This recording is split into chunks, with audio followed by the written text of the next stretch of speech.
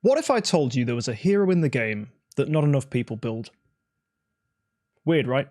The fact that there's a hero that's this big secret that no one's building. Turns out that's the case. Or at least people are building this hero, but too late. Not soon enough. I've actually been guilty of spreading what I would refer to as, I guess, misinformation about this hero, which is weird because this hero is one of my favorite heroes. It's a hero who, honestly, I think is one of the best heroes in the game. Is it a Transcendence hero? No. Is it a hero that I have built before on an account? Heck yeah. But it's a hero that really doesn't get a lot of attention.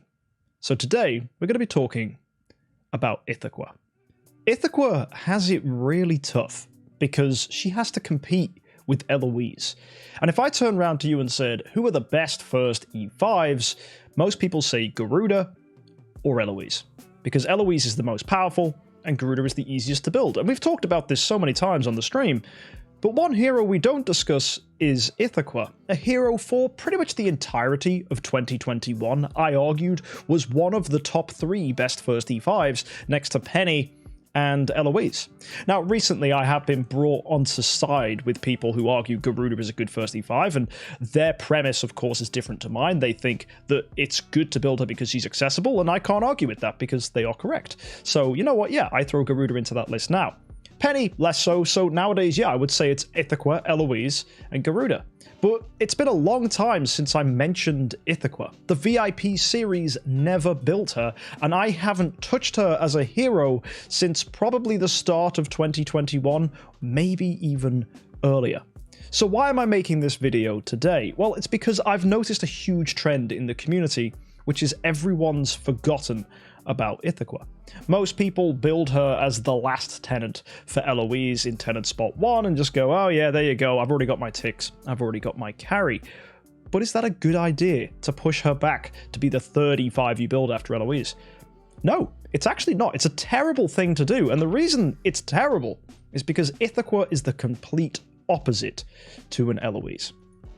If you don't know, an Eloise is a sustain hero, a hero who stays alive, heals, and deals damage back to opponents. This is fantastic. It allows you to churn through game modes, and alongside a 9-star Ignis who gives her control immunity, that Eloise performs really, really well. And the problem a lot of people experience is they get so distracted by how good Eloise is, they forget to look at what she's bad at.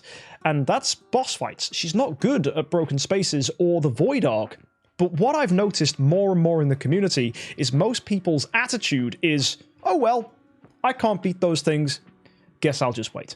And more people are pushing Broken Spaces back, just getting to maybe Broken Spaces 5 or 6 cleared and saying that's good enough, maybe even less. And they're forgetting the importance of Broken Spaces because Broken Spaces is a ridiculous game mode. It gives you tons and tons and tons of resources. Look at this. You get loads of spirit, loads of gold, and if you can go all the way up to Broken Spaces 7, you are getting hundreds of millions of gold and spirit. And if you can push up to 8 and 9, that number only gets higher. And Ithaca is absolutely fantastic at fighting these bosses. And if you follow the path, which we outline time and time again, where you get a golden crown for Eloise, and then you pick up Melodic Strings is a damage-dealing artifact. It gives attack, holy damage, and damage dealt. That makes the Ithaca perform even better. And she is a hero who deals a colossal amount of damage when she attacks, and really shouldn't be underrated. Not to mention that Ithaca gets double bonuses from Rogan, a hero who you humbly build to 9-star, and you can go ahead and get that final passive. Combine that with a Drake who is giving defense down to the hero that Ithaca is going to beat the living crap out of, and then if you really want to, you throw in a 9-star Delacium who is going to repeat her damage over time to make the enemies get spread out with it and take even more damage. Simple 9 stars enabling Ithaca to be incredible. Again, she's a hero people do not build soon enough on their accounts. The other game mode I mentioned was Void Arc, and a lot of people don't realize that in Void Arc there is a very, very challenging part of the game. If you go to the navigation compass and then you get to fight an enemy in here called the Void Boss, who I've already killed so you can't see him, but he exists, right? I promise. And if you fight him, he's actually quite hard. For early accounts, really difficult to deal with, and back in the olden days of Idle Heroes, we used to recommend that people use either Ithaca or Sword Flash. How insane is that? That it was Ithaca or a Sword Flash, one of the most powerful Transcendence heroes, or an Ithaca. And that's the truth. It still holds, right? I would sooner build an Ithaca because it's much easier to build than a Sword Flash, and you get just as much damage. And, you know, once you add in other heroes, like, heck, you could even build a little Olivia, maybe build it to 9-star as well to shrink that boss. Ton of damage. Super easy. And it's great in the Guild Altar as well. If you can go ahead and fight, you know, you can just go into the Flame Shrine, right? And attack some of these enemies and out-damage your entire guild, because Ithaca is a phenomenal damage dealer. So today is just more of an awareness day, where I wanted to just let people know that really a lot of people aren't building Ithaca, and it lets me down. It's really sad, and I think she's a hero that really a lot of you should be jumping on and going and building. Not just because she's a tenant for Eloise, obviously, but I think you should be building her as like your second hero if you can, because she covers all of the things that Eloise cannot do. In fact, she's really, really good at Aspen Dungeon as well, so she can help your Eloise do well there. And overall, I couldn't ask for a better hero. And I used to love Ithaca, so it's more of an apology video as well, because a lot of people really don't like her. A while ago, back in 2021, I made a tier list where I put Eloise and Ithaca on the same rank, and a lot of people got really annoyed, because loads of people are in this camp where they think Ithaca is a useless hero. When she came out, a content creator who was my rival back then called Zeals really ran her through the dirt and said she was terrible, because she sucks in PvP, which is true. She's a terrible PvP hero. But she is one of the best boss fighters in the game.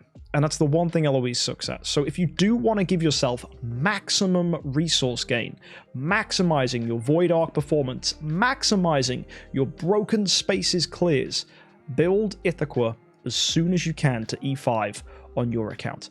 And I promise you, she will be a hero that will not let you down.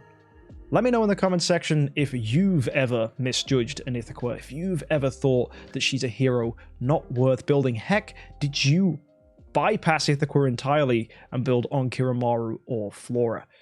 The funny thing is, people don't realize what they're missing out on because they don't realize the value of broken spaces and Void Arc resources.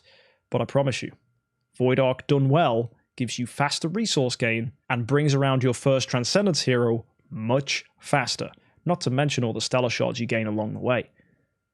And broken spaces, that gives you spirit and gold, two crucial resources that slow people down and make them unable to build their heroes.